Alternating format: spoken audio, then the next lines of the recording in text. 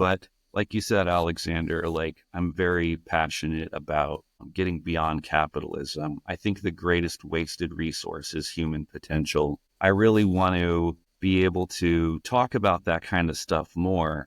But like I said, I think it's really important to lay the groundwork. We really have to do a good job of establishing those upper quadrant things in the same way that Integral has done a lot of that work too. Like they get the theory right, they get the personal practice. Well, we have to go through those steps again. So, this brings us back around to modes. I always felt that, part of spiritual practice and part of self mastery is not just state training, but like the more becoming, not just the being, but the becoming practices. I really like some of the ideas from the more pagan traditions like magic and magic with a K, not, the pre-rational kind of magic, but the kind of focusing your willpower and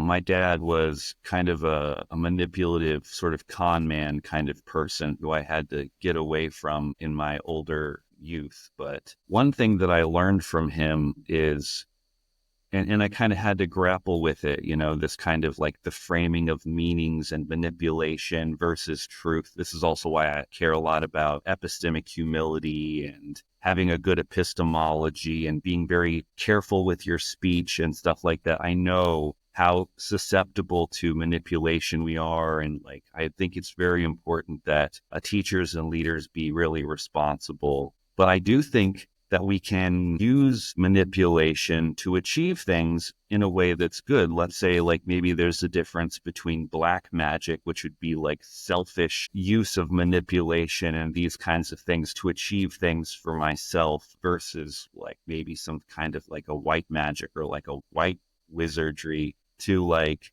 to help the greater good or and to improve people's ability to grow. Like there are ways that we can engage in a skillful way that are manipulative, but with the best intentions in mind, let's say. And this is also where I think that like more conscious people who are living a more conscious life are going to have to kind of grapple with some of this stuff.